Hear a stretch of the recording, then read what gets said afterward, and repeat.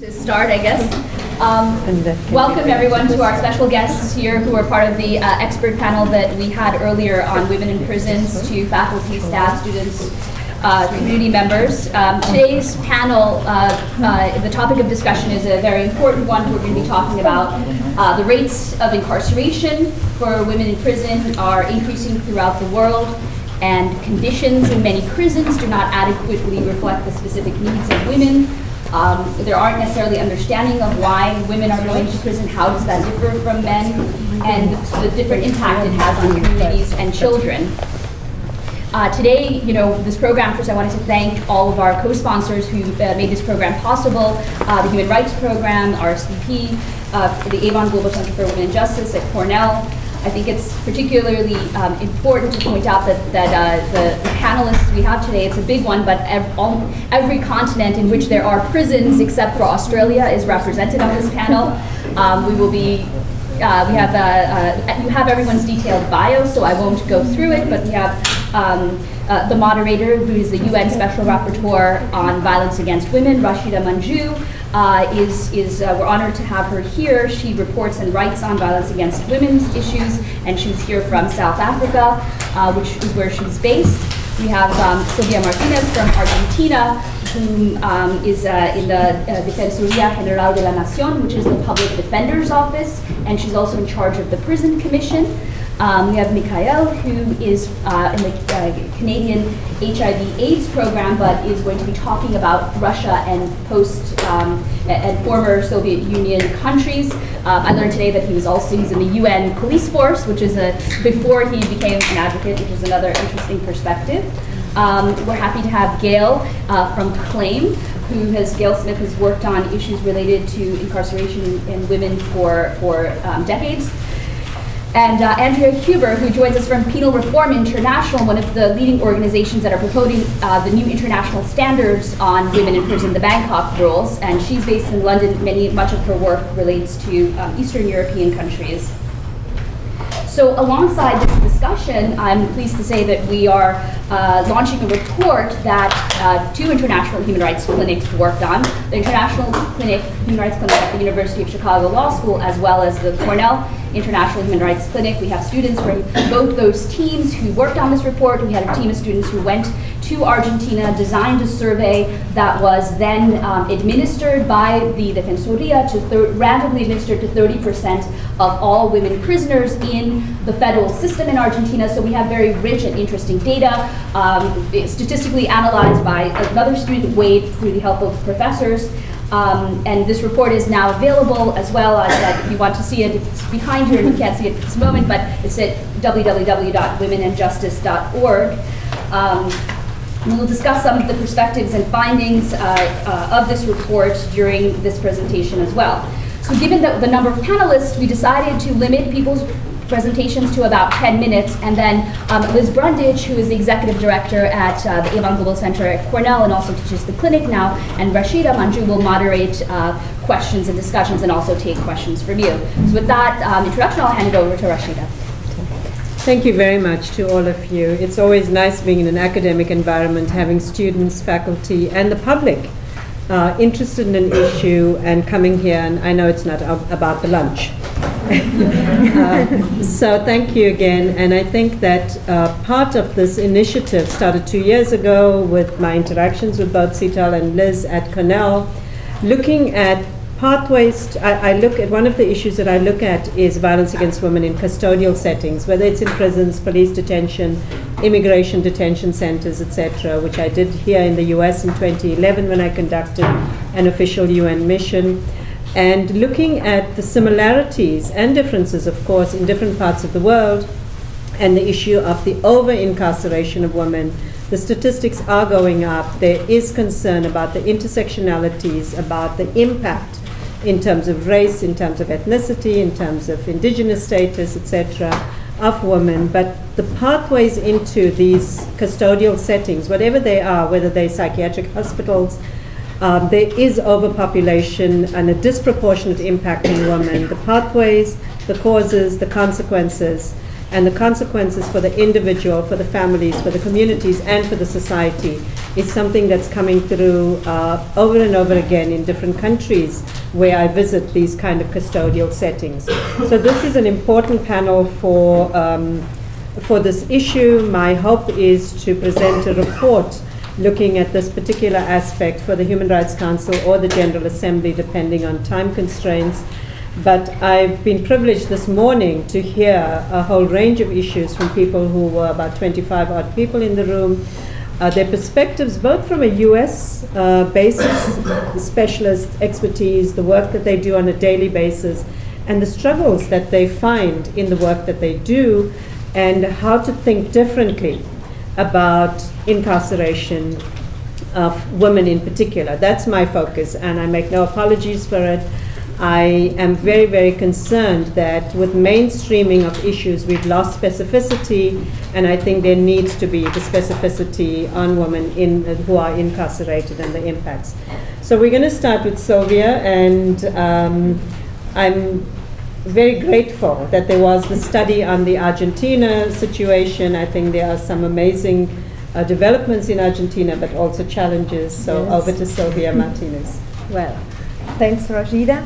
Good afternoon, good noon, good night to everybody.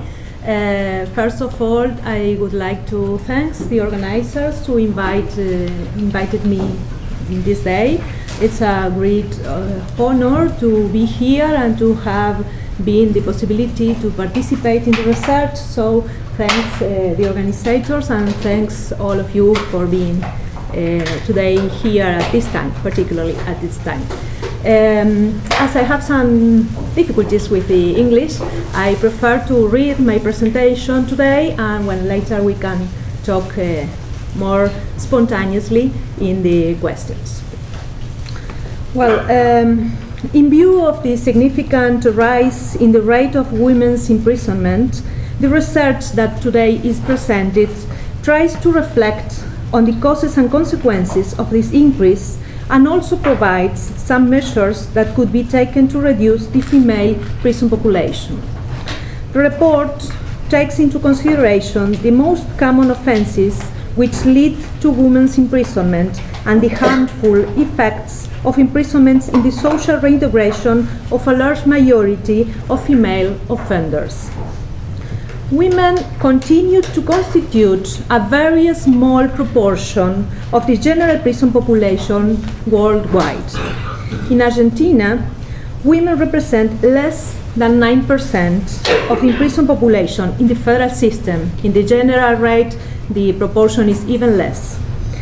However, not only is the figure increasing in tandem with the rise in the overall prison population, but studies in some countries have also shown that the number of female prisoners is increasing at a faster rate than that of male prisoners.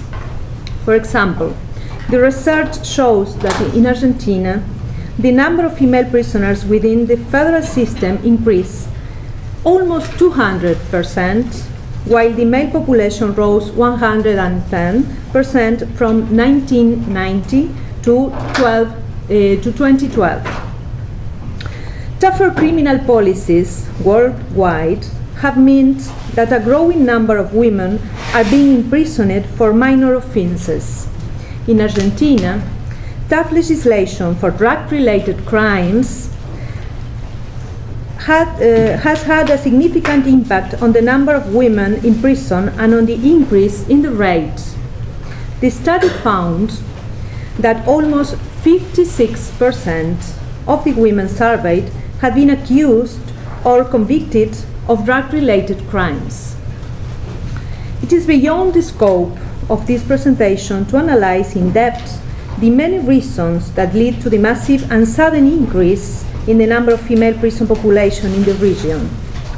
But we should at least refer to legislative policies in recent years that have been developed under the logic of emergency.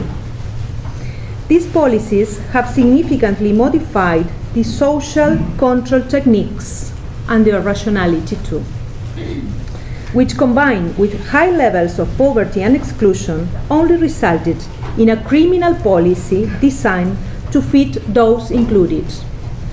Those who were left only found prison as alternative. And in this framework, lies the increase on female prison population. To understand the causes that lead to the increase of women in prison, we must especially consider the performance of transnational networks trafficking and distribution of drugs that affect men and women differently. The drug-related crime, and trafficking in particular, is usually organized through complex and hierarchical structures and networks beyond geopolitical boundaries. The lowest ranked roles within the networks are more vulnerable and more exposed to punitive power of the state. It is precisely in these secondary tasks and roles where women's participation is concentrated. These women are highly vulnerable from an economic and social perspective. Moreover, the high profitability of drug trafficking versus the low profitability of women's work appears as a crucial factor in drug trafficking, because it is an activity which generates incomes unobtainable through other means, whether formal or informal work. In Argentina, the 90s were marked by the implementation of economic policies and structural reforms that modify the general conditions of household economic support, and in particular, the social organization of labor. This process led to unemployment, job insecurity, and occupational segmentation, which affected in particular women of poor households. In addition to this socio-occupational change, there are also gender issues that have an impact on the vulnerability of people to poverty. The concept of the feminization of poverty served to highlight the need to recognize that men and women experience poverty differently, and that gender is a factor, such as age, ethnicity, and geographical location, among others, that affects poverty and increases women's vulnerability. Another phenomenon seen in recent decades is the rapid growth of single-parent families that correspond especially to single mothers with their children. The group of female-headed single-parent families is a particular vulnerable universe by itself.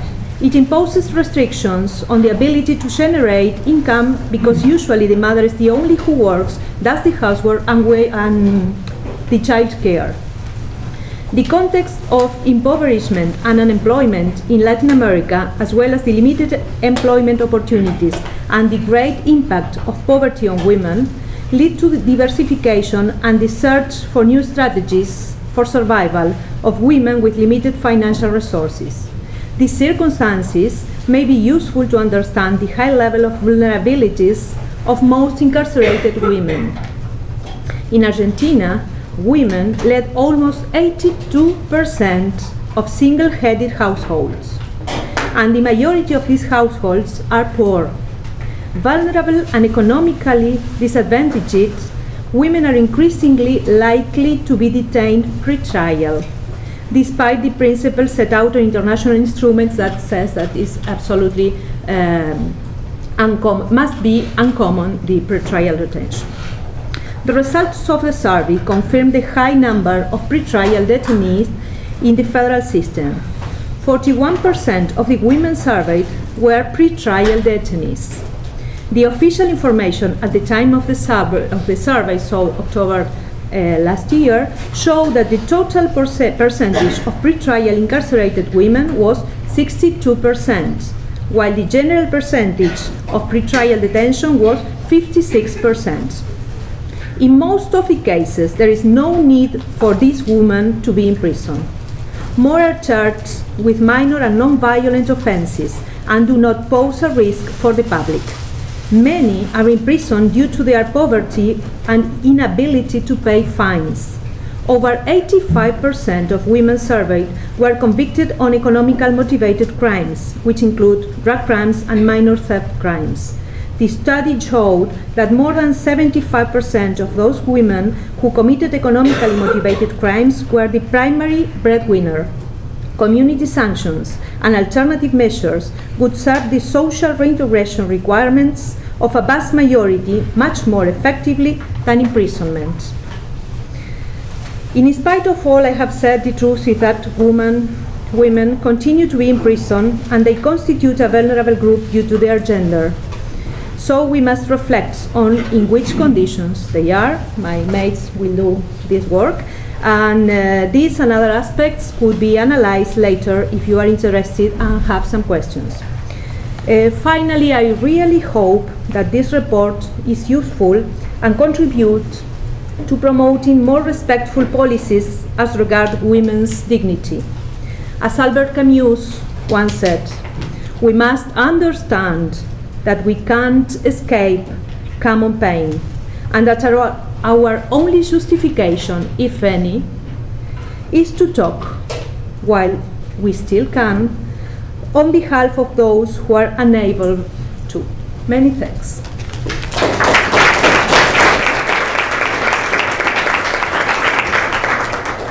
Thank you, Sylvia. I'm going to turn over to your own Professor Sital Kalantri to talk a little bit about the findings in the Argentina report. Okay. Thank you. So I just wanted to actually step back a minute, from our panel kind of conversation. It's all framed largely by me about what are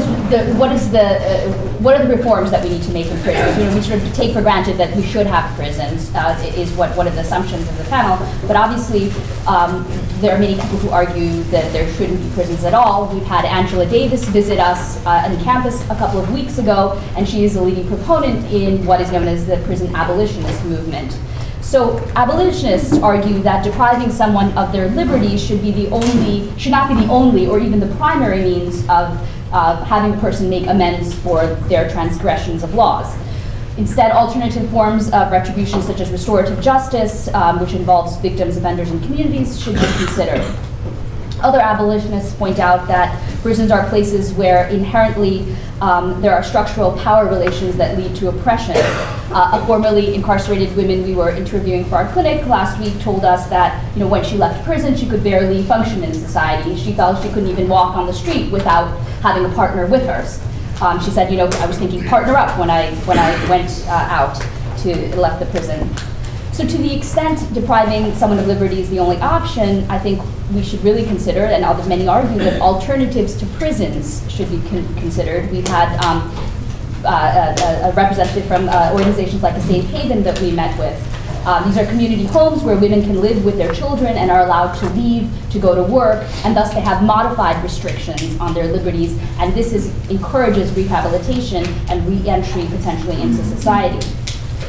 So just to emphasize the incarceration rates in the US for people who don't know, while Americans represent 5% of the world's population, nearly 1/4 of the entire world's inmates are incarcerated in the United States.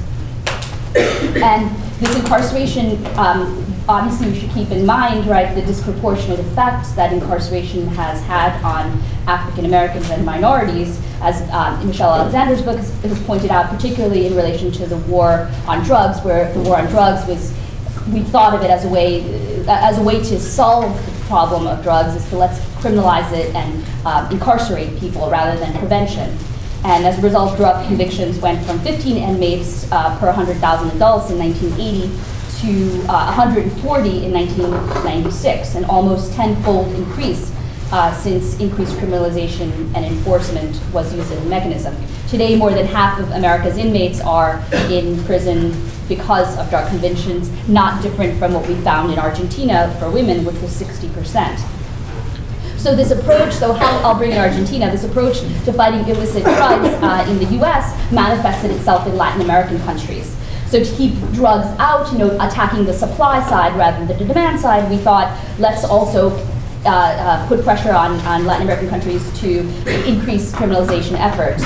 A great example is an agreement with Ecuador where we said we gave Ecuador billions of dollars to actually have quotas. So you must increase your, you must put 12% more people in jail for drugs in order to get this money. And then there's other foreign policy efforts. So our study therefore found that this impact is occurring in Argentina as well, but it particularly impacts women, which is much less research has been conducted on why the rates are increasing. And as Sylvia mentioned, women in the drug trade are low-level mules who are easier to capture than the higher-level drug cartel runners, and so they are the ones that are largely in the prisons in countries like Argentina that we saw. Many have stolen or accepted money out of situations of deprivation. Like what we had said yesterday, a Bolivian woman may be paid $100 to go across the border in Argentina and takes the risk of being in jail for a minimum of 4 years is what the sentence is for anybody who crosses the border with drugs. So as the Obama administration has begun to change, I think there is some change in rhetoric from fighting drugs by prevention instead of incarceration. In a press release on April 24th, the new report was released called the National Drug Control Strategy Annual Report. And then, in the press release, the White House acknowledges, quote, "We cannot arrest or incarcerate our way out of the drug problem," and has allocated more money to prevention programs. Many say this doesn't do enough, but I think it's definitely a good first step. And this rhetoric is also changing, I think, in foreign policy. It was a recent trip Obama gave to Latin America where he met with leaders, and I think that people are realizing that overemphasis on criminalization is not working. And we hope that in our working directly with public defenders, this report will be disseminated in Argentina, and we hope we can make an impact in changing those policies that are disproportionately impacting women at the low levels of the drug hierarchy. So the other small point I want to emphasize, do you have time? Then I wanted to, we can talk more about this. I think one of the important things to learn about us as Americans going to different countries and looking at their prisons is that there's a lot for us to learn from these countries. We saw, from our what we saw about Argentina, some interesting and potentially good practices that we can discuss. One is the house arrest. There's liberally the policy that if a woman has a child that's 5 or under, or a man who's taking care of a disabled child should be entitled to an eligible house arrest rather than to go into jail. Another interesting practice is that in Argentina we saw that only women were guards in women's facilities. So every time that they had access only to the bathing, to the shower, to the private, we had a male in our delegation. They had to announce that a man is coming in, and people were given time to get themselves together. Whereas here we don't. We have male guards going into female prisons, and often there's violence in prisons, sometimes perpetrated by male guards, and there's far less. We found actually in our survey only 2 out of 230 women reported that they were subject to violence from guards, which is drastically much lower than we hear in other countries, and maybe it could be because they have female guards as opposed to the male guards. Another, just sort of anecdotally, right, the woman we met, she also said, who were formerly incarcerated, that the male guards would always go to the women in the prison and sort of offer commissary items and say, give them pencils or give them favorites, and say, to have relationships with them. So these women in prisons are having quote-unquote relationships, which may or may not. Many states don't even consider it's possible to have consensual relationships with guards and women prisoners. So I think that. So I guess that's just one of the examples of the best practices that I want us to think about and take and continue in our discussion in the Q&A. Thank you. Thanks. No. Oh, yes.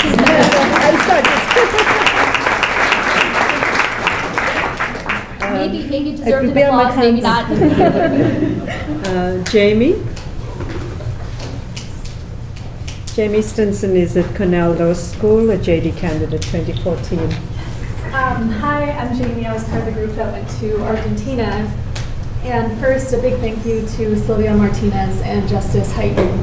In Argentina, they allowed us to go and have an unparalleled level of access in the prisons, and it was really a great opportunity. A major benefit of having the opportunity to visit the federal prisons is the actual interactions with the prisoners themselves. And human rights is one legal field where affect and personal story really does matter. So today I'd just like to briefly share one of the interviews I had with a prisoner. Marta is a Peruvian citizen serving a drug sentence for trafficking. She came across the border for surgery and also brought drugs.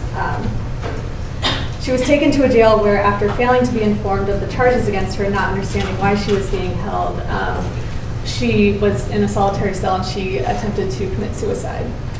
However, upon being admitted to the actual federal prison system, no one was informed of her suicide attempt, and she was not given an initial medical screening, and she didn't receive medical help until she went and sought it out. In addition to this, her medical screening did not include a blood test, and it was revealed 2 months later that she was also pregnant. So right now she's serving her sentence in the unit for women with children. She had, at the time in October, she had a 30-day-old baby. And Marta said regarding her daughter, "I am afraid to raise her in prison. I am ashamed. I do not want her to know her mother was in prison. I do not want her to know that she is in prison." And aside from being a narrative that deserves to be told in its own rights, Marta's experience parallels the issues that we found both through our interviews and our surveys, and also the on-site visits revealing conditions that revealed a couple issues with the federal system in Argentina. One of those was just the huge discrepancy in implementation between the procedures and actually carrying out what they are. For example, medical screenings are supposed to happen. It's supposed to be HIV test, HIV training, sexual disease training, blood tests, all sorts of tests that are neither implemented across the board or even consistently in the prisons themselves. Further, there's a discrepancy regarding the treatment of pretrial detainees and how they're actually treated. Further, the house arrest, while an excellent policy, has a couple of other issues, including women choose to stay in the prisons because they are able to make a living wage working in the prisons instead of staying on house arrest. And the second being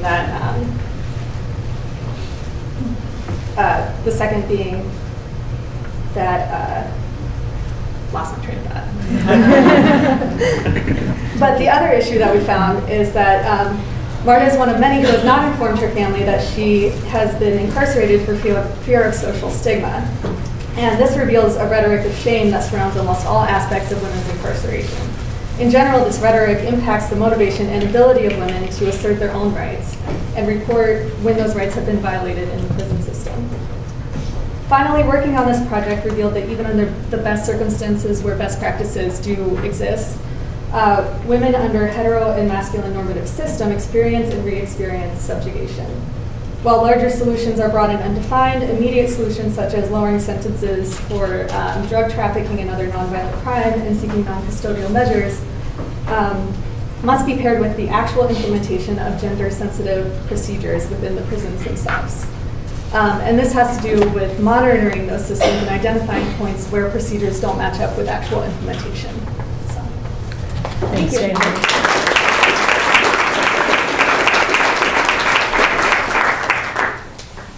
Now we have Mikhail, who is going to use a PowerPoint presentation.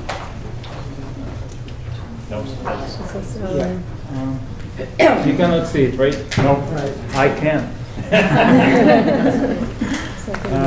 Okay, I can survive even without it. Don't want to waste the time. If it appears, I'll be happy. If not, I'll be equally happy. Yeah, there should be the mute of the light. Oh, perfect. Okay, now you see it, right? Yes. Yeah, so the topic of my 10 minutes talk is vulnerability of women who use drugs to arbitrary arrest and discriminating sentencing.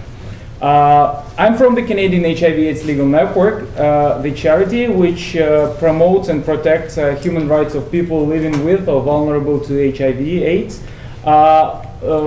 The majority of our work is Canada related, but my particular area of responsibility is that small part of the world, calling the countries of the former USSR. Remember, there were 15 republics which end up to be united in 1991.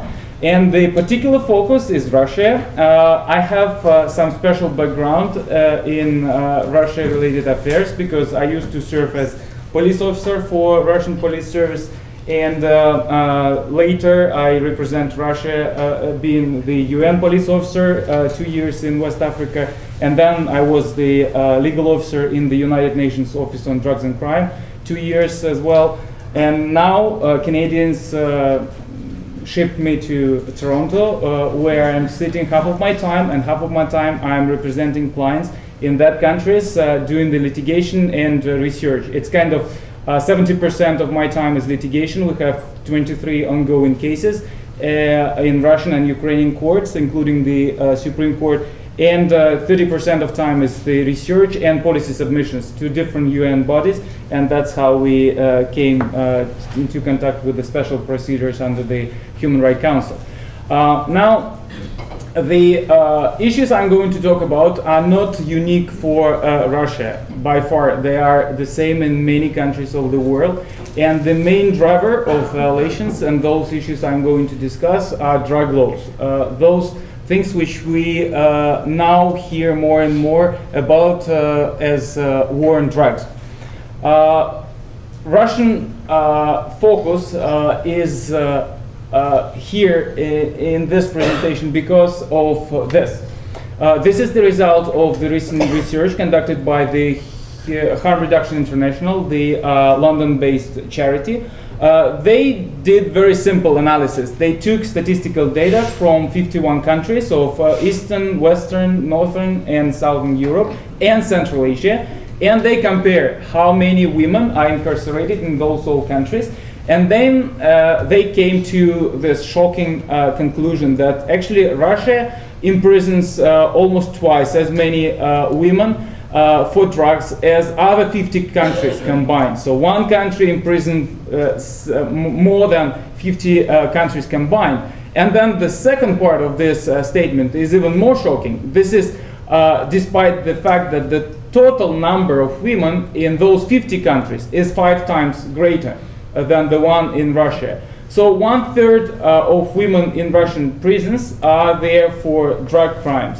Another big fraction of women who are in Russian prisons are there for so-called drug-related crimes, if we are using the large or wide definition of drug-related crimes. For instance, economic crimes, which are committed, acquisitive crimes, which are committed in order to finance the dependents. Then this number is even bigger.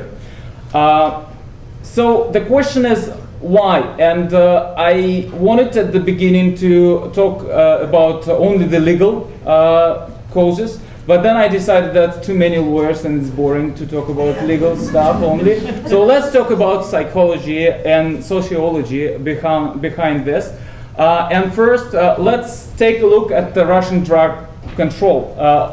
What are the main pillars of the Russian drug control? The first one being zero tolerance policy. It is in the Russian drug policy written explicitly that Russia as a state should exercise zero tolerance policy to drug use. And you can imagine how easily this zero tolerance policy to drug use transforms to zero tolerance to drug users and those who advocate for their rights. A lot of organizations which we are partnering with in Russia suffer different violations, including the right to freedom of expression, just because of this. As soon as you start defending people who use drugs, then you are considered as the enemy of the nation because you are trying to defend evil as it stands here on this earth. Fear and repression, that's the policy for drug prevention. The idea is that if you set up the policy where people are imprisoned and people are repressed, then allegedly those who are not yet using, they would not start because they would be too afraid to have the same consequences. So the promotion of fear is actually also in the policy documents. And one of the profound examples of such a promotion is that drug-dependent people are doomed to die. I don't want to show you the videos, I have a lot of them, which are promoted by the state, where people are rotting alive, where they are dying and called the zombies, Walking Dead, and so on, which is true. That's exactly how they look like, because they don't have access to medical help.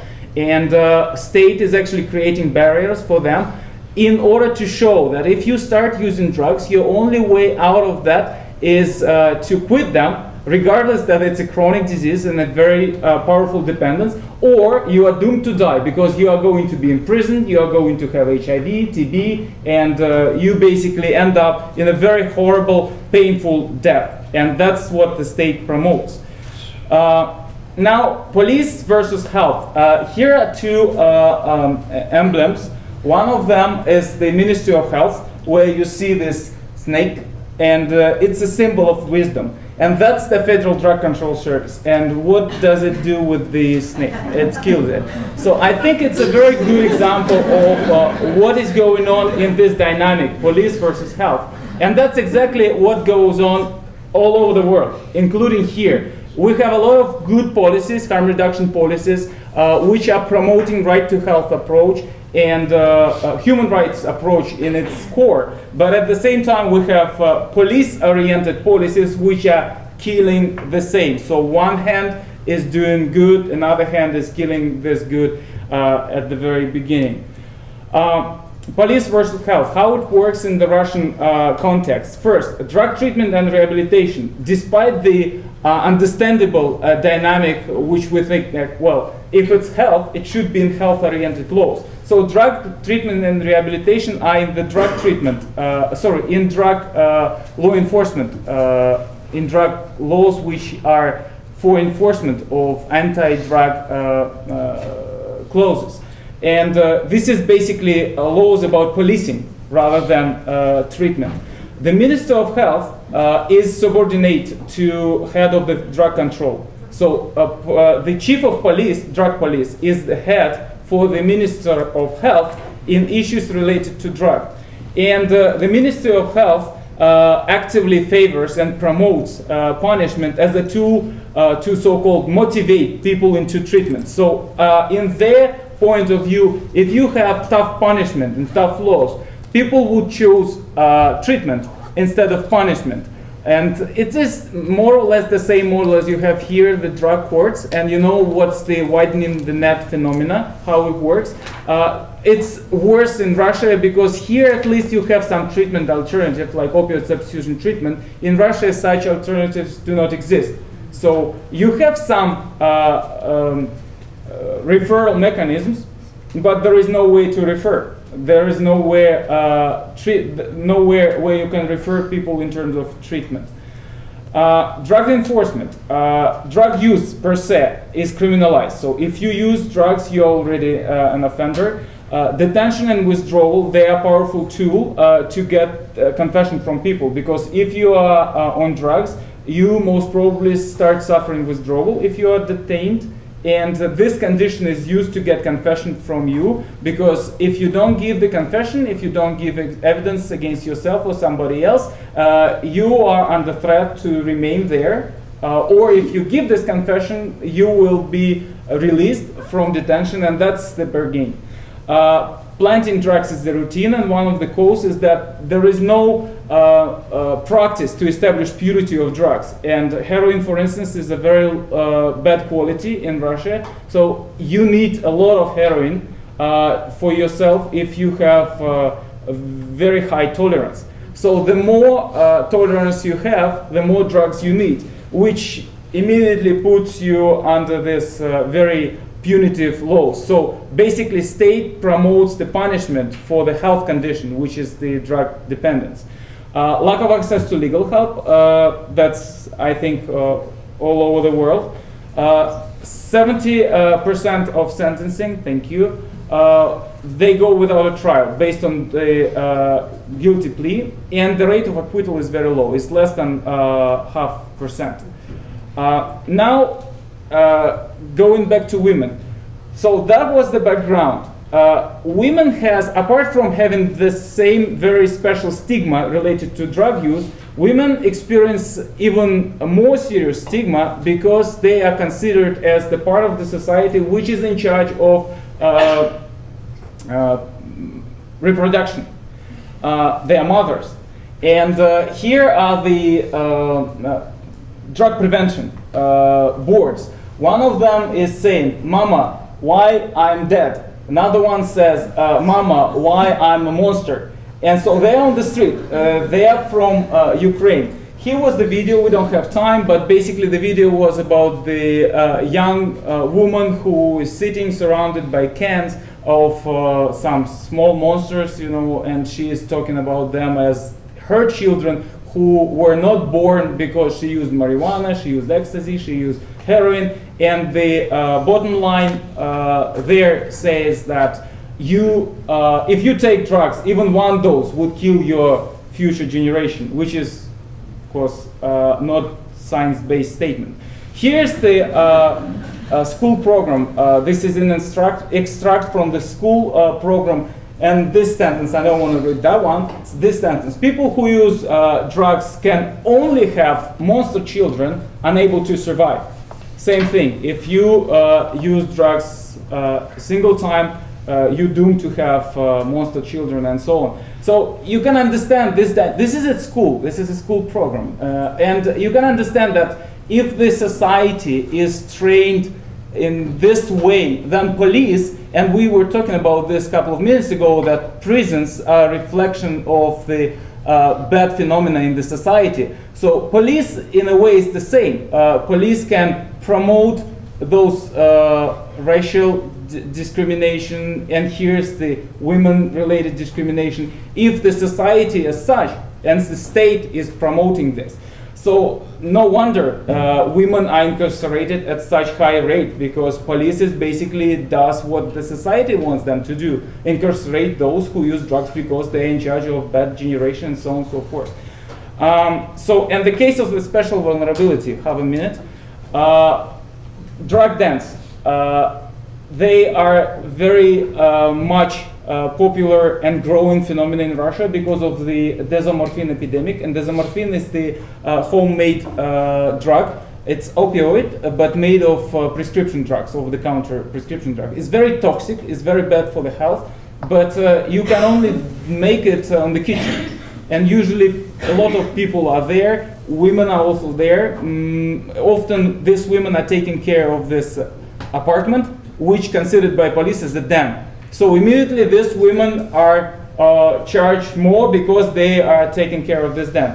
Strict sex workers, don't want to explain, but it's obvious. Many of them who are on the street, they use drugs. And so if they use drugs, then they are immediately doomed to be arrested arbitrarily and planted drugs, for instance. And this last one. We were talking about the personal stories just 5 minutes ago. I think this is important to understand that courts never take into account the life circumstances which lead the lady, or the women, to start using drugs. They don't care about this. They only see those circumstances surrounding the immediate charge, i.e., woman has in possession a certain amount of drugs, and period, that's it. That's the only legal circumstances. This is not taken into account, and that's where the special case of discrimination lies, because discrimination is not only when you apply different treatment for people who should be treated equally. Discrimination is also applied when you do not recognize the special vulnerability of a certain type of the population. And that's the case, and it easily could be expanded legally. Here's the legal ground to say that drug laws in the core, in the punitive strife, they are discriminated because they do not take into account the special vulnerabilities of the most marginalized group of population, including women. That's it. Thank you.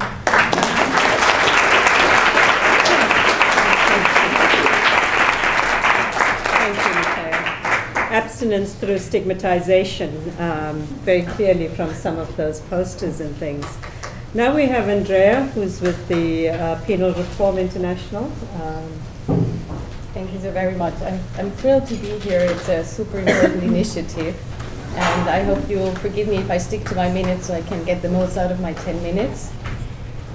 When we talk about women's access to justice, most people, state representatives, organizations and institutions alike, discussions unfortunately pass with little mention of women offenders and women prisoners, if at all. This aspect appears to be far less attractive as a subject for discussion, and unfortunately gender stereotypes mean that women are not supposed to be, to commit offenses. But whether we like it or not, women are not only victims but can also be suspects, defendants and convicted prisoners. Advocating for a gender-sensitive approach to women offenders, I've come across two initial responses. The first reaction is, why would women offenders be treated differently? That would be discrimination. And once stakeholders have accepted that the argument that accounting for specific needs of a particular group is not discrimination, but ignoring them would be, the second barrier is lack of awareness about what the needs of women offenders actually are. And thirdly, state representatives respond by sighing about the allegedly huge costs related to the implementation of the UN Bangkok Rules.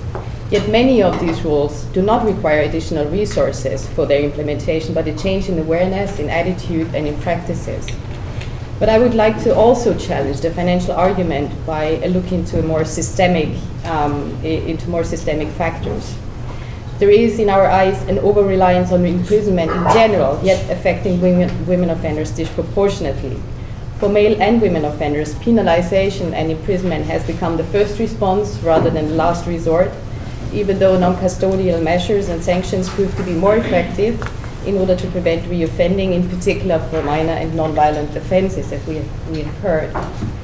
With the urge of being tough on crime, and drug offenses are no exception, the size of the prison population throughout the world is growing. It is estimated that 10.1 million people, including sentenced and free trial prisoners, were held in penal institutions worldwide in May 2011, and in the past 2 years, the prison population grew in 71% of the countries.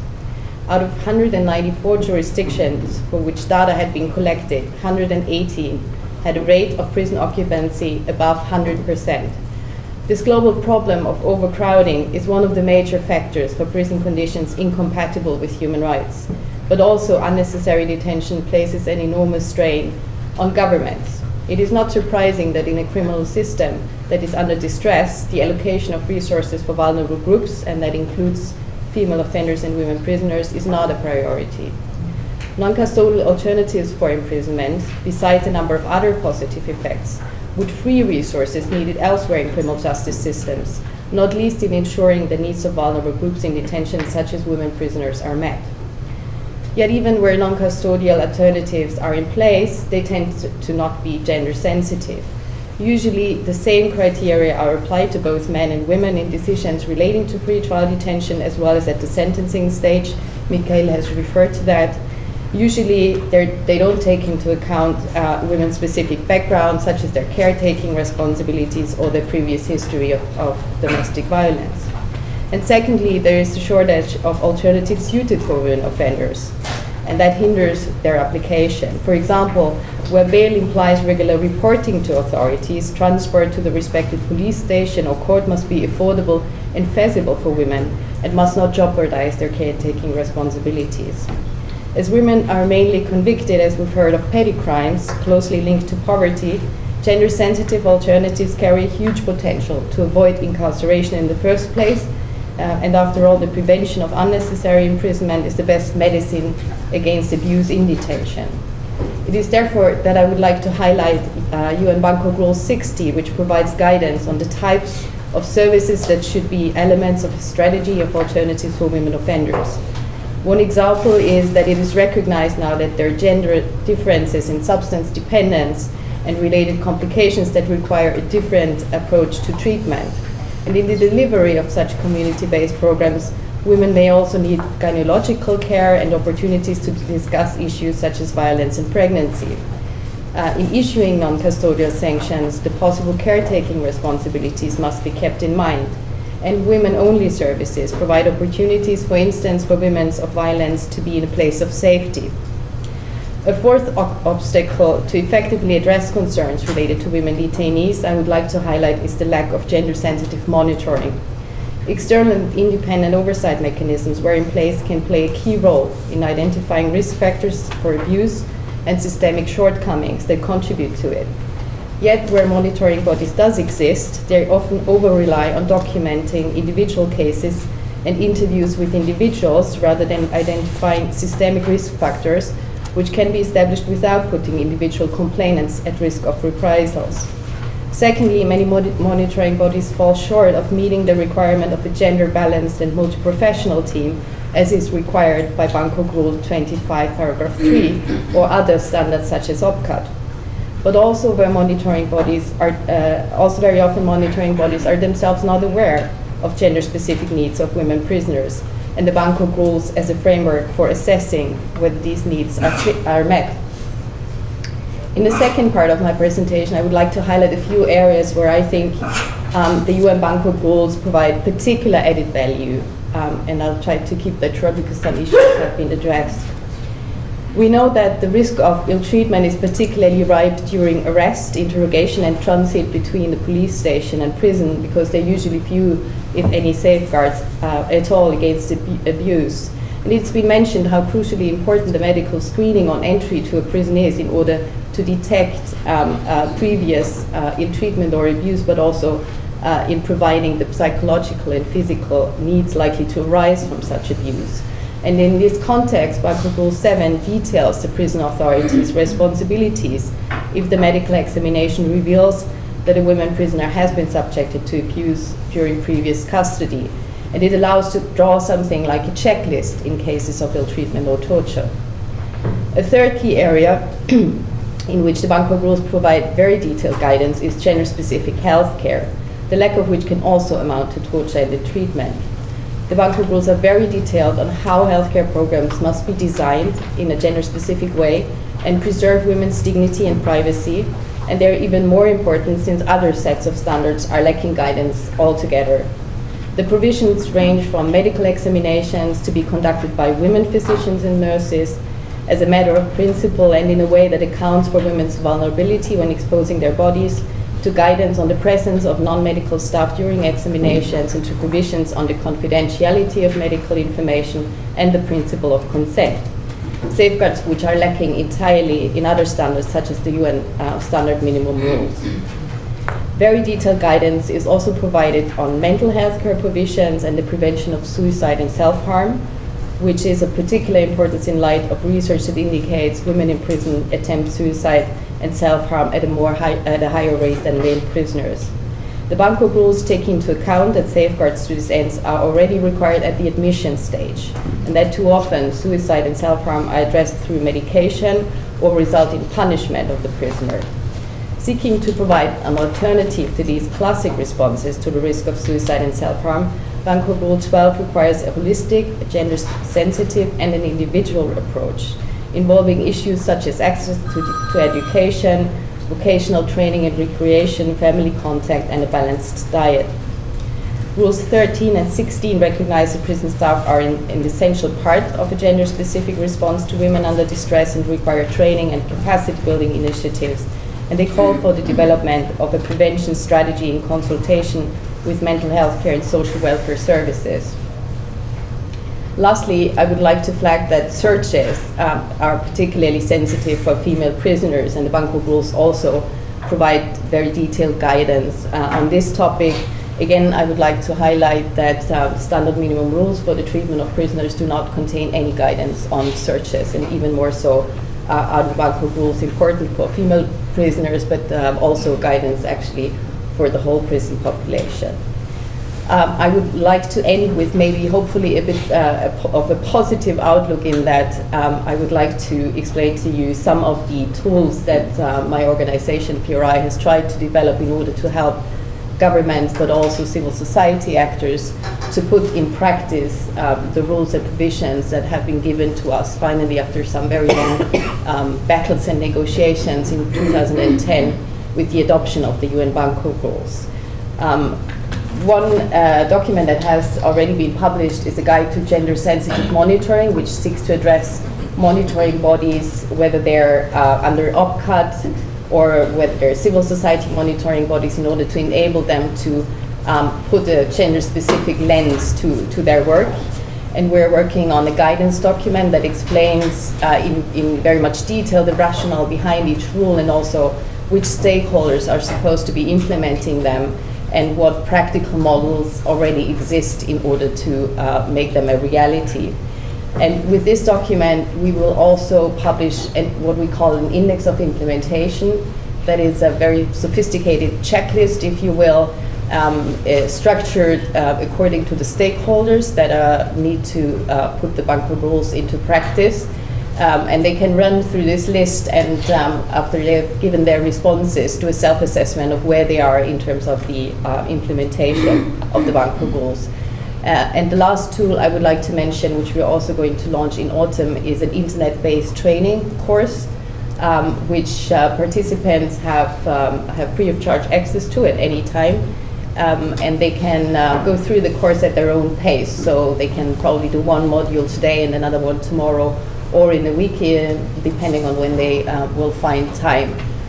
So we hope that these tools will also help to make the Bangkok Rules a reality after we fought so hard to get them. Thank you. Thanks. Illinois, which I know best.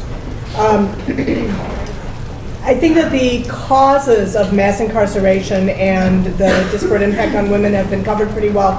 But one statistic, although we know that white people and African Americans in this country use drugs at pretty much identical rates, it remains true that an African American woman in the U.S. is 8 times more likely to be incarcerated for drug possession than a white woman. So the racial disparities and the class disparities in terms of who goes to prison in this country starting to shift maybe a tiny bit with the rise of methamphetamine, but still clearly class and racial differences are always visible and a huge issue here when we're talking about incarceration.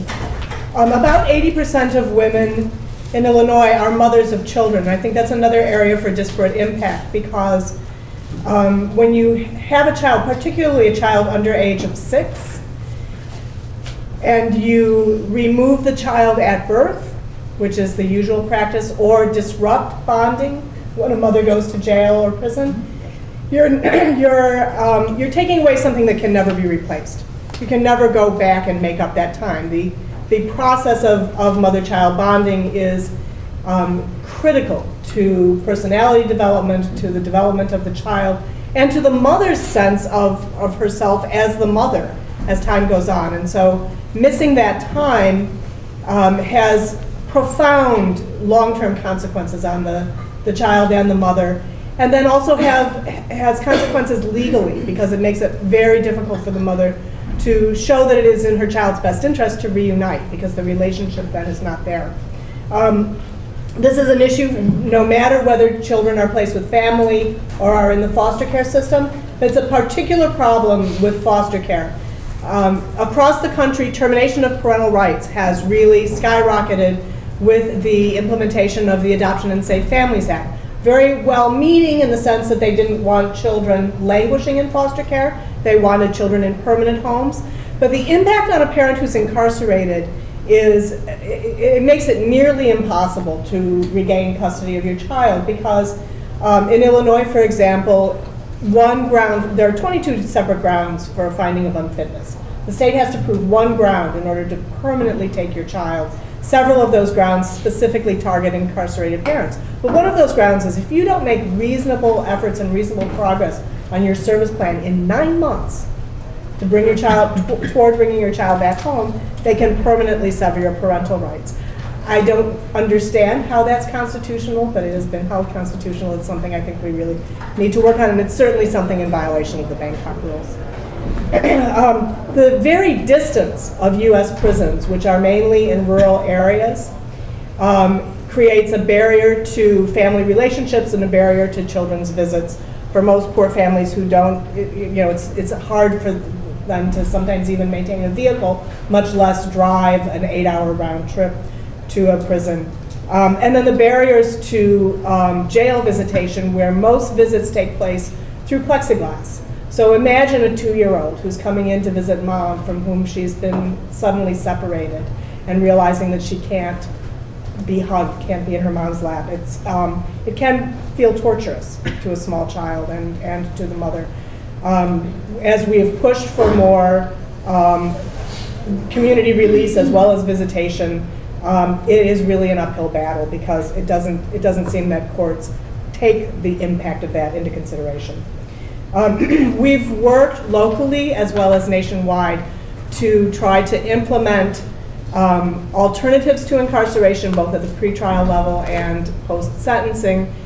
It seems that even when we've been successful in passing legislation, the programs don't materialize. And that's largely an issue of budget allocations. And I think in this country, a real love affair with incarceration, quite frankly. I think that politically, it's very hard for the prison system and the jail system to look at what might actually work to reduce repeat offenses and to make for healthier families. There are some economic factors, and particularly I think in rural areas, and with downstate employment or upstate, depending on which part of the country you're in, that do make it extremely difficult. And I think that, as Michelle Alexander says, nothing short of a mass social movement will be successful in challenging this.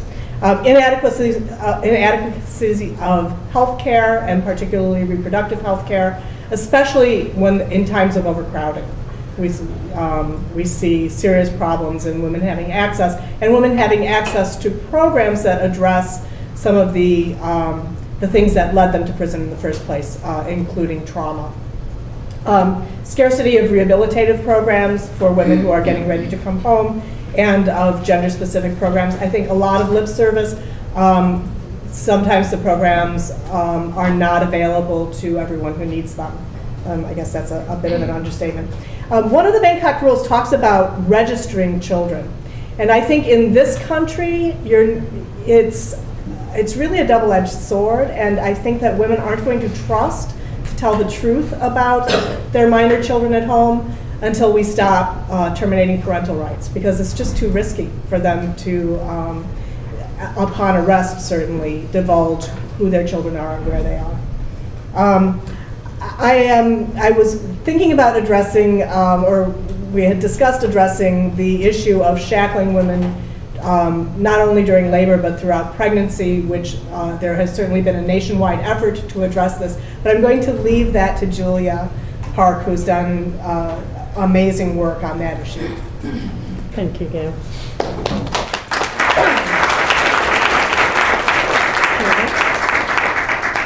Julia is a student here at Chicago Law School. Oh, no, that's okay. I'll stand. Hi, I'm Atuel here at the law school, and I'm part of the International Human Rights Clinic. I'll be talking to you about the shackling of pregnant inmates here in the US and the efforts that are going on internationally and at the local level, and here at the law school to address this issue. So to give you a bit of background information, it's not 100% certain when this practice of shackling came about, but some historians believe that it came about in the 1970s or 80s when prisons started to adopt gender-neutral policies following the civil rights movement and the women's rights movements.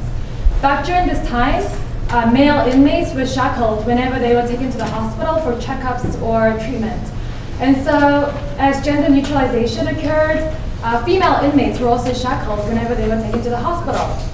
Now, in the US, female prisoners, when they give birth to children, they're transported out of the prison to the local hospital. And so this gender-neutral shackling policy directly impacted those women in prison who gave birth while incarcerated. This is a huge problem because when a woman is pregnant, she has to move around a lot as she's giving birth to the child in order to facilitate the baby to help the baby to come out. If she's not able to do so, there can be severe health consequences on both the mother and the baby. And we actually, at the clinic, we talked to a number of, we read testimonies about a number of women who suffered severe long-term damage to their bodies as a result of being shackled while giving birth. This practice of shackling pregnant inmates is also against the Constitution. It is illegal as it violates the 8th Amendment, freedom from cruel and unusual punishment. So this is a very risky, health-damaging practice. It is also illegal, and it is also very inhumane. Most of the women who go to these prisons go for non-violent crimes, and they are very low risk in terms of security. And so there's no real reason to have to shackle them when they're giving birth to children. But this practice still continues to occur here in the US very widely. As for the efforts of the clinic, what we're doing, so my team consists of Erin Lee, Tessa Walker, and we're partnering up with Claim, which Gail is the founder of. This is the Chicago Legal Advocacy for Incarcerated Mothers. And so we're partnering up with them to write a shadow report that we will be submitting to the United Nations Human Rights Commission later this summer. The United States is a party to the International Covenant on Civil and Political Rights. This is a human rights treaty that requires the US to commit itself to certain standards of human rights behavior. And as a member, the US must also write periodic reports to the Human Rights Committee to show how it is adhering to these human rights policies. So there's been a back and forth process over the past 7 years or so on just the issue of women in the US and how the US is addressing these issues. Most recently, the Human Rights Committee has released a list of issues, and the issue of shackling pregnant inmates is one of them. And so through this report, we are hoping to encourage the Human Rights Committee to recommend changes to the United States so that pregnant inmates can receive more humane treatment. Thank you.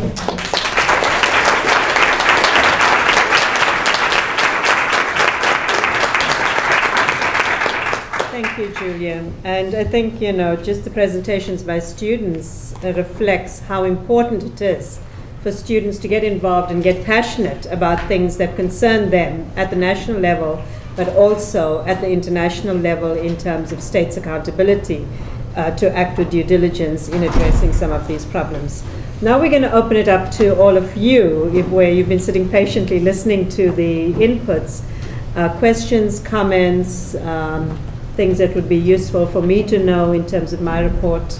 And experts, just to point out, we have people here, all of whom could be here on this panel, who have so much knowledge and information from, as advocates, professors, ACLU, so they're sitting around the room, so we welcome your comments on addition to what we've said as well, or any other points you'd like to raise.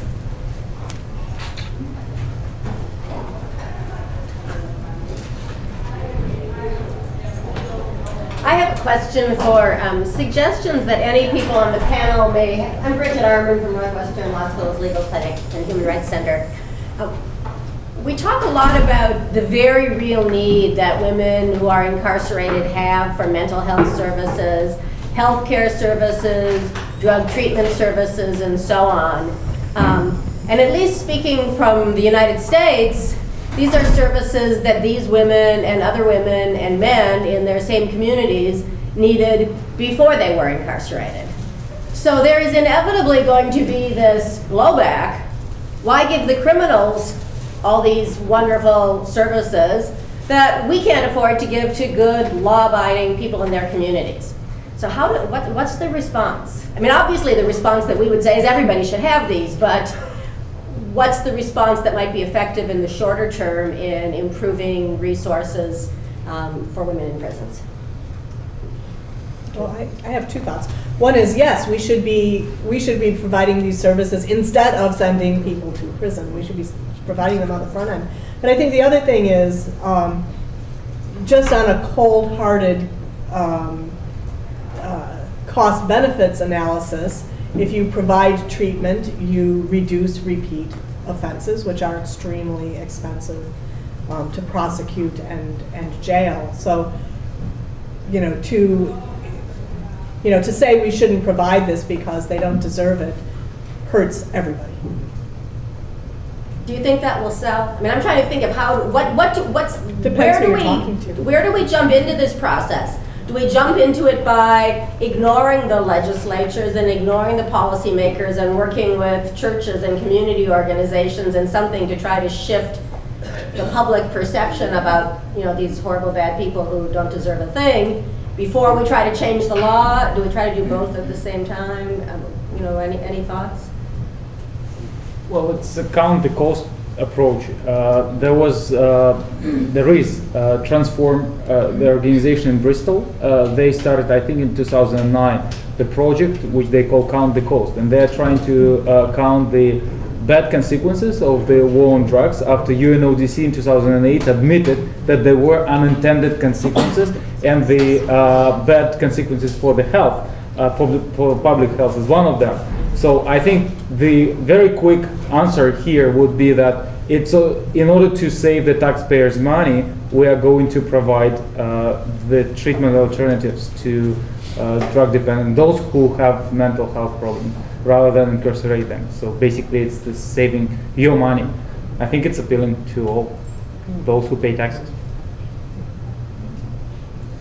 Yes, and I think that your answer could make me think about for what we are punishment, or the question about the sense of the punishment. So if the punishments must be useful for something, I think that, I'm not sure that something, but if it was the case, the state has an extra obligation to raise this objective, rehabilitation or whatever we can talk about. And the health services is a part that we can't avoid. So I think that the states that decides to be somebody, man or woman in prison, have an extra responsibility on him or her. Well, I think I agree that the cost argument and what costs do you prevent by actually providing services to enable former offenders to reintegrate into society is certainly the argument that works best. I think one kind of underlying thing that we should try to do is to have like a target for ministries of justice or whoever runs the penitentiary in getting the rates of reoffending down, because otherwise there is no incentive to actually put that into place. But and also the budget holders are very important. If you have a prison administration who has a budget for running their prisons but no budget for rehabilitative services or mental health care, but these costs are on a different state entity, then you will never have what is called the truth of costs in terms of being able to compare whether you get a benefit out of providing these services. Another argument that I would use is the principle of equivalence of care. Usually we use that when healthcare services in prisons are under the level of what is provided in community. And also there's the principle that any healthcare provided in prisons should be organized jointly with whoever is responsible for healthcare in the community, because otherwise, following release, the treatment or whatever medical intervention is needed will not be continued, and then the disruption will make it all void and not effective. So it all has to work together, which is actually why there is a trend to move the responsibility for healthcare services in prisons to the Ministry of Health rather than Ministry of Justice or Ministry of Interior. And I think that is hugely important to actually get somewhere with adequate healthcare in prisons. Just one additional comment. Unfortunately, that is important, I think, to mention. The count the cost approach doesn't work for all countries, because in many countries it is much cheaper to incarcerate and basically kill people. I have a presentation, unfortunately it's Russian, it's in YouTube, it's called How to Kill 2.5 Million. That's exactly what Russia is doing. And that's what we heard from the senior drug policy managers, because the idea is that If you incarcerate and the conditions are horrible, and they are very cheap. It's 62 rubles or 67 rubles a day, meaning that it's basically $2. That's the cost for imprisonment. And that's to compare to drug treatment. Drug treatment is higher. So basically you are saving money, and these people are getting TB. Then when they're out, they die very quickly. With HIV, you know how it goes. So basically you are trying to kill this part of population, thinking that the young population, they would not start using drugs, and they would not get HIV and tuberculosis and all those diseases. So your idea of prevention is to kill this part of population. So that's cheaper, and that's really cheaper. The best health approach is the bullet. You know, it costs nothing. So basically, it would work. The cost approach would work for those countries which have the human rights basis, and it is a strong one. So that's something to take into account. Yeah. Okay. I just wanted to comment on that. I mean, I think you can make cost arguments, but it's dangerous for many, many, many reasons. I mean, you can say, in addition, there's some costs. I mean, we've all seen the drive to decrease costs here by privatizing or doing other things.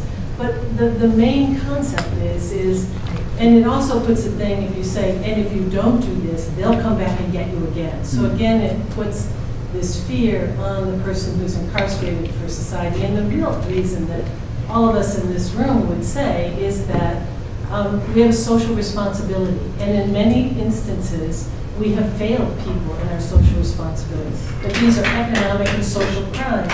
And, you know, we can't ignore the issue of race, and we can't ignore the issue of discrimination that goes into this. And so you have to say, you know, we failed them before, but now we have a corrections and rehabilitation system. That's what we have by name in this country. We don't have a Department of Punishment, and so we're supposed to then help people as a society and to restore their dignity and regain their citizenship. They're incarcerated citizens. And I think we have to keep making that argument over and over again. And we can say, and by the way, it's economically foolish for you to take this approach. Yes, absolutely. That's it. Thanks, Ted. Thank you for all the wonderful presentations. My question is, to what extent is the research and advocacy looking at the question of adolescent girls? At least here in the US, we know that the rates of girls becoming involved in the court system, the justice system overall, is increasing faster than with young men. And presumably, a lot of those girls end up becoming these women that we've been talking about. And so I just wonder if that pattern is something we see in other places in the world, if that's being addressed as part of the upstream approach to thinking about, you know, these women who do end up in prison. You want?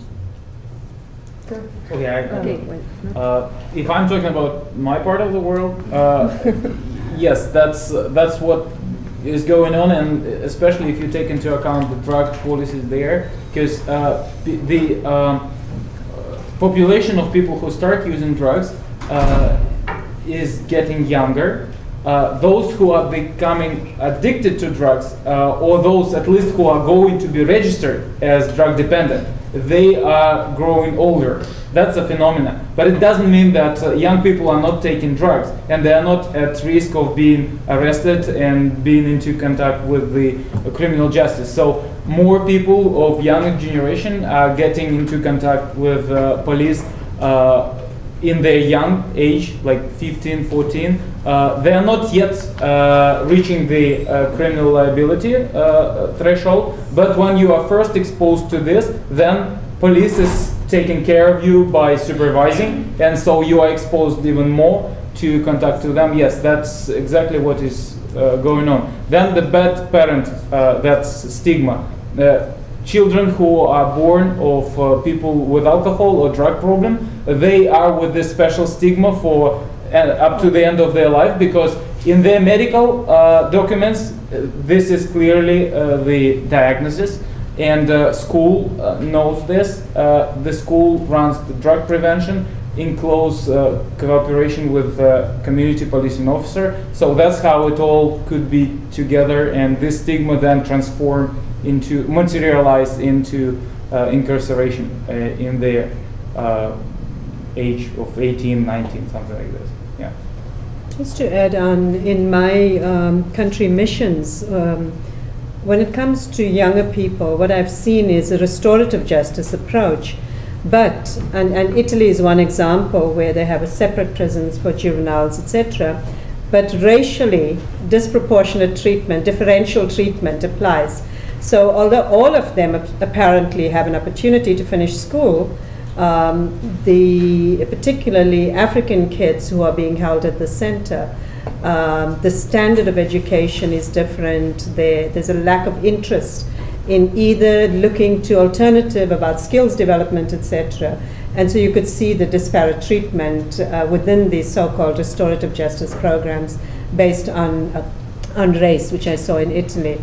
South Africa has, because the best interest of the child is entrenched in the Constitution, so there is this imperative that we have to think of restorative justice. And one of the things that my country decided on, that we needed to look at restorative justice approaches which actually put the onus on communities to be looking at rehabilitation.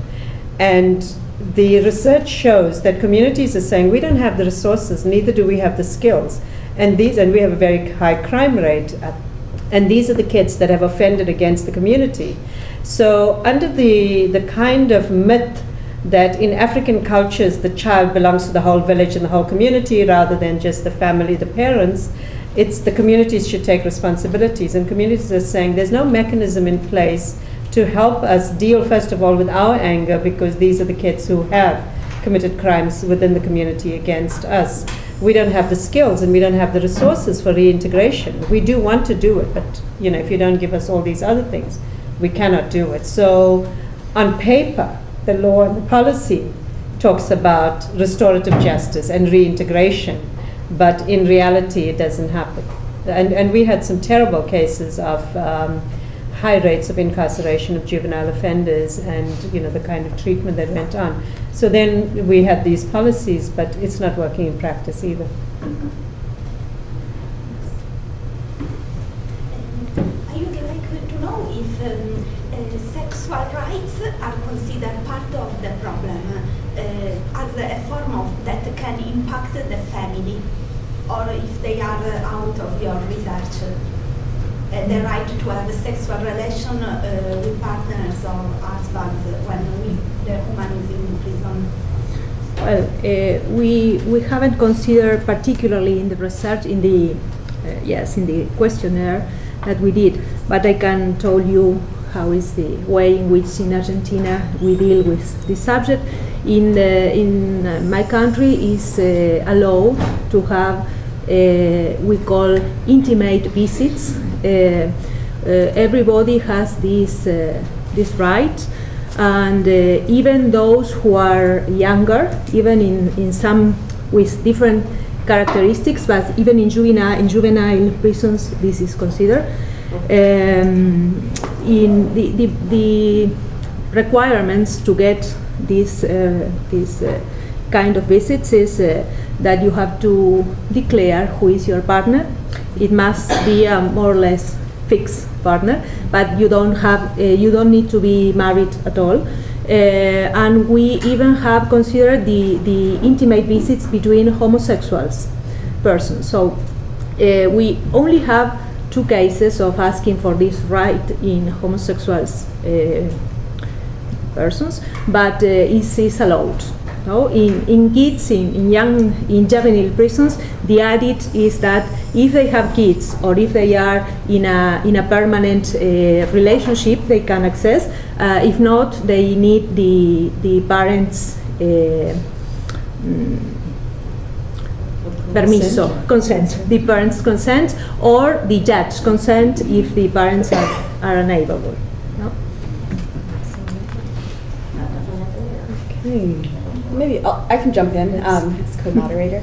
So I guess going back to a question that Sheetal raised, so should prisons be abolished? Should we be moving towards abolition or towards severe kind of limitation of the availability of, or the use of prisons? And I guess along those lines, what if so, what are the viable alternatives? What should we be looking at instead? So I'd be interested in anyone's thoughts on that. Well, in my case, when I was younger, I was very seduced by the abolitionists' theories. I even now like these kind of policies, but as I am older, I realize that it's not the time, at least by now, to think about this.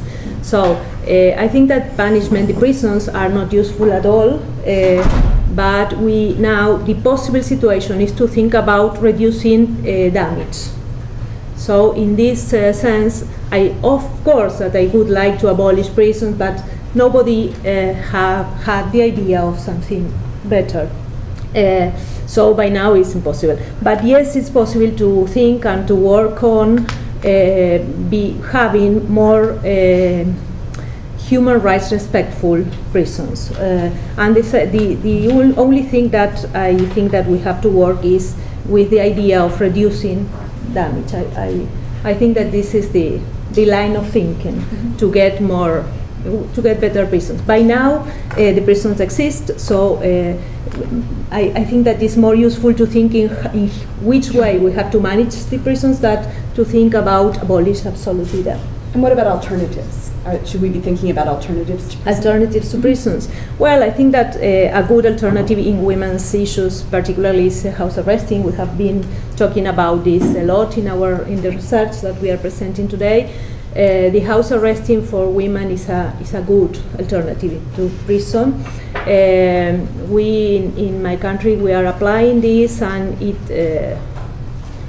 since we have the law, the new law, but in fact we have the house arresting a long time ago, but we are a new law since 2008 that allows more cases to be in house arresting, and it impacted very, very well in the prison population, the women prison population. Before the law, after the law, sorry, we reduced more than 60% of children in prison. So this is a very important challenge if we really think that the most important thing is the best interest of children. This is not only a discourse, this is a good thing. Our challenge today is how to do with foreign national prisoners, because basically they don't have a house in which to be in house arresting. So now we are working, my organism and others, in trying to convince our government that I really don't like the economic arguments neither, but for governments, if one can get one that is good, is a good argument to talk with them. So we are trying to convince them that is more cheaper to have these women, these foreign women, in a house arresting provided by the state than maintaining them in prison. Because our prisons, our federal system, that is not at all the whole system in Argentina, I am talking only about federal system, has a very, I think that a very level of respectful, and is very expensive to sustain. So we are saying, well, if you are using your money, you government are using your money, having these women in prison and these children in prison, because the children is the more easy way to talk with the government. Think about if it not would be better to sustain a house arresting. And even more, we are some years ago, 5 years ago, we almost got, but didn't, a program in which when mother and father are in prison, we asked for a family house in prison to live with children. And we almost got, but the prisons director get out. So the program is even now waiting, but it could be another good practice, I think. Of course, that I think in the first time that most of women don't be in prison at all, as I said, but as they are, house arresting is an alternative, and if house arresting is not possible, another alternative in this order is a co-program, co-residence program. But of course that is not the best, the last option.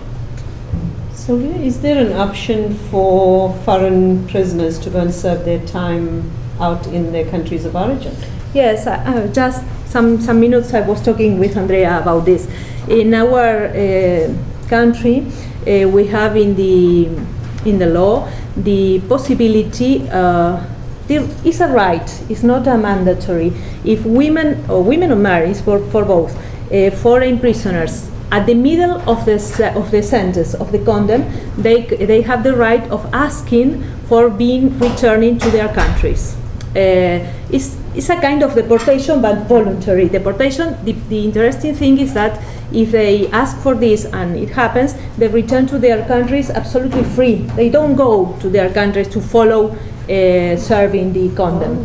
They serve the half of condemn, and later they are free to return. Most of them, those who are with children, of course, choose this option. The point is that they have to promise to have a comprometerse, Erika. They have to make a commitment. They have to commit themselves to yes, they have to commit themselves to not returning to our country. This is the point. So we are another thing that we are thinking is that because people could say, and why for? Why this for foreign prisoners and not for national prisoners? It's a discrimination. Well, the explanation of this is that as being in prison for a foreign is much more hard than for a national, it's a kind of compensation for the difficulties that they have to affront being in prison. And in those cases in which women can't be in house arresting, women with kids, no, or pregnant women can't be in arresting because they don't have a house, and basically because the embassies don't cooperate at all. We are thinking in asking. We try sometimes and we didn't get till now, but I am hopeful to get. Well, if you can't have a house arresting, you must be deported. We call extrañamiento in Spanish. It's a very peculiar word, but it's a kind of expulsion, voluntary expulsion. If you can't be in house arresting, you could be expulsed if you want. It's a good policy for us, but even with this policy, we have some foreigners that can't get because they don't want to return, and this is a very difficult issue when we have in prison some refugees or some persons that can't return to their countries. And foreign prisoners are an important issue in Argentina. 40%, I don't know if we mentioned, in the survey, 40% of women were actually not Argentinian nationals that were in prison. Many were from South American countries, but many were not even from South American countries, and many of whom didn't speak Spanish. And so there was no way to even have communications with them. And I think that Argentina's tried to sort of implement English-speaking, programs and things like that in the prisons. Okay, we're going to take one more and then we're going to close. Just following up on the issue of immigrant women, did you find also that most of these immigrant women were in prison on drug charges? I know, for example, that in Brazil that is the case in most of the border states. Yeah, trafficking. Almost all of them were like recruited from abroad. One could be recruited from New Zealand, met someone online who said, go to Argentina and pick up a package for me, not knowing there was drugs in it, and cross the border and then is in jail 4 years in Argentina.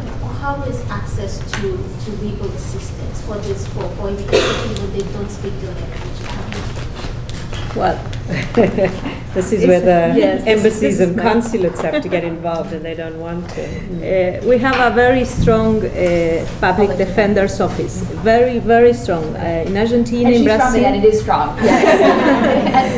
In Brazil, in some countries in South America, the public defense is really strong. In Argentina, in fact, we are constitutional recognition. We are. I am the same as a judge, for example. I have the same privileges, the same duties, and all is the same. So we have in our organization, in our defense, people who speak different languages. And when I have to attend to defend to a woman that don't speak Spanish, if it speaks English, I manage more or less. But if it speaks for example, Chinese, that I have no idea, I get a translator to help me in the defense and to visit her or him in prison and to any kind of situation in which I need to talk with my with the person who is involved. And relating to this, we are working, and I think that is very important, Rashida, for the report, to think that the defense on women in prison have to have